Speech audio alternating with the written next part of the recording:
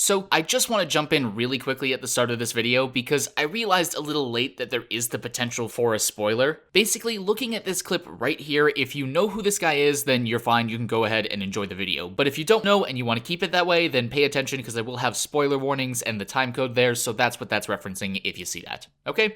Enjoy. Well, after a mere 6 months of build-up and hype, the third season of HeroAca is finally here. And you know what that means? A brand spankin' new opening. But this isn't going to be a simple, in-depth breakdown, because honestly, a lot of the OP is pretty simple in terms of its execution and symbolism. If you saw the title though, then you probably knew that wasn't the direction I wanted to take anyway. That said, before we dive into the meat of this video, I will highlight some bits that stood out to me from this new OP. The first of which is the fact that this opening bucks the running trend of showing All Might and Deku's relationship dynamic in the opening seconds. If you have no clue what I'm talking about, you can go back and watch my video on the first 3 OPs, or just check out the beginning of each of them. It's pretty obvious once you know to look for it. Not that this one is lacking when it comes to showing this aspect, they just decided to bump it to the end with this really cool looking shot of Deku and All Might ready to face some unknown threat. This new placement also seems to imply that this threat is much closer, almost as if to say as soon as the OP ends, their battle begins. This shot also signifies a shift in focus. In the first 2, Deku was exclusively focused on All Might, and then in the third, they were focused on each other. And now, of course, it's directed off-screen to something we can't even see. Another sequence in this opening that I happen to really like is actually the beginning, which this shot seems to be a continuation of. We see Deku standing on flashing images from his past that then becomes the ground beneath him, showing that all of those experiences are the foundation for where he finds himself now. It's not exactly a revolutionary motif, but it's more interesting than when the third OP slowly formed the logo as clips were played. Yeah, this one definitely feels like it holds more narrative significance. I also thought any bits of action in this OP were fantastic, especially this one with All Might here, good god. But we'll get to that, don't worry. This shot of Shigaraki walking with Nomu's in the background is also something I really found myself liking for some reason. I don't know, maybe it's because this sequence is actually really enhanced by the song they chose, unlike a lot of this OP in my opinion, unfortunately. But hey, it's not an awful tune by any means. It just feels like this is one of the few times it was fully utilized, where each galvanized the other. I'm not gonna harp on it anymore though, because I'll be the first to admit I know absolutely nothing about music theory or any of that, so if you have your own take on it, feel free to let me know. Moving on, there was one other significant trend that this OP decided to go against, and it's gonna lead into the main focus of this video.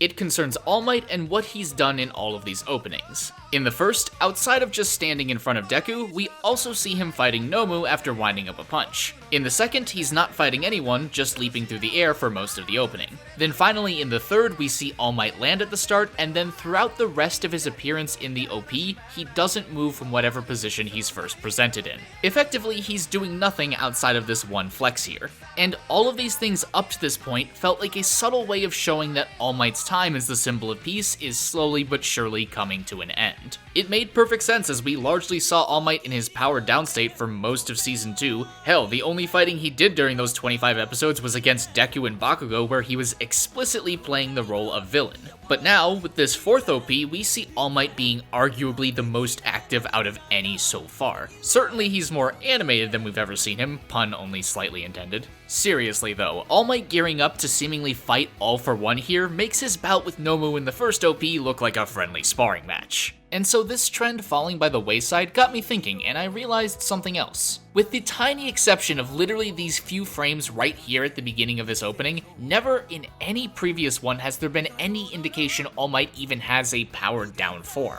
Sure, we see a teenage All Might in this OP, but that's a glimpse at his origin as a hero, not at his weakness. All in all, going in blind to this series and just watching the openings, there is nothing that so much as even hints at All Might having something to hide. And it's especially interesting because it's not like it's unusual for OPs to contain some level of foreshadowing, even if it's things that just make sense with some context. But even then, this isn't some plot twist that's revealed in chapter 137. We learn All Might's secret at the start of the second episode of Season 1. It's almost as if we're meant to be viewing them from the shoes of somebody within the universe of Boku no Hero Academia. Like they're serving as hype videos, or in a way, propaganda for the #1 hero and his alma mater. Only feed them what they need to know. All Might says as much during his rooftop chat with Deku in that aforementioned episode. I'm supposed to be the guy who's always smiling, right? I'm the symbol of peace. People everywhere have to think that I'm never afraid. But honestly, I smile to hide the fear inside. And I mean, looking at it, in every opening he's shown in pristine condition when, namely in the fight with Nomu, we know that wasn't the case. He wasn't even wearing his hero costume at that time, and yet he's in it during the opening. He's always presented as this ideal version of himself because for the public, he needs to be. They can't see their symbol of peace as vulnerable. So keeping all of that in mind, we can now look at this fourth opening and, with any luck, glean why this trend has been reversed. The first time we see All Might in this opening, in hero form at least, is this bit with Deku and him sitting on a bench underneath a cherry blossom tree. At first I wasn't sure what to make of this image. Quite honestly, to me it felt like something you'd be more likely to find in the ED. Which is awesome, by the way. But as Reddit user Mayu the Vampire pointed out on the Boku no Hero Academia subreddit, it's actually a reference to this colored page from the manga. And yes, I'm sure plenty of you guys knew this already, but frankly, I didn't. So credit where credit is due. Anyway, there are clearly a number of differences between these images, and of course the most obvious is the fact that All Might, despite being in a seemingly relaxing environment, is still in his muscle form.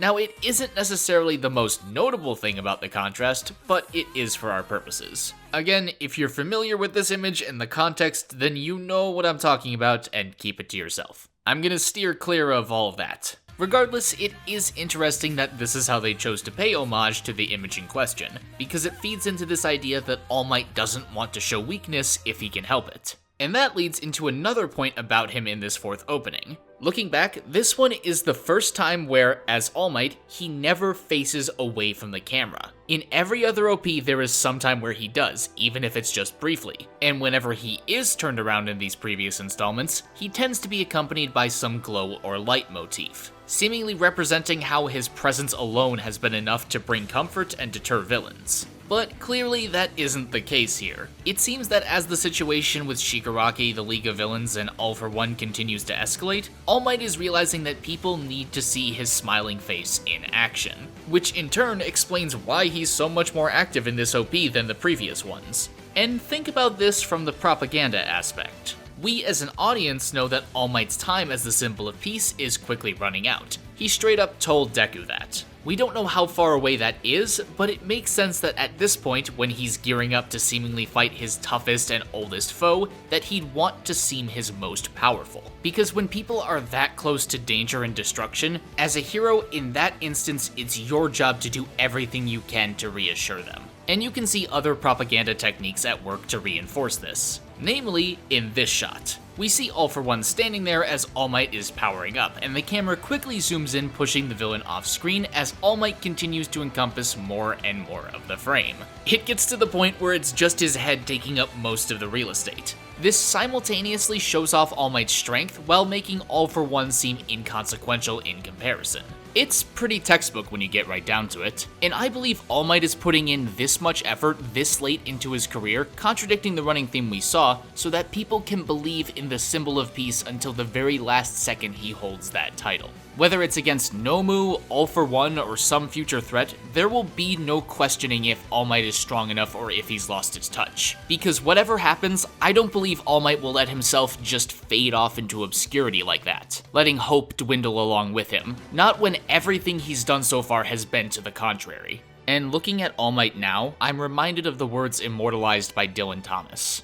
Though wise men at their end know dark is right, because their words have forked no lightning, they do not go gentle into that good night. Grave men, near death, who see with blinding sight, blind eyes could blaze like meteors and be gay. Rage, rage against the dying of the light.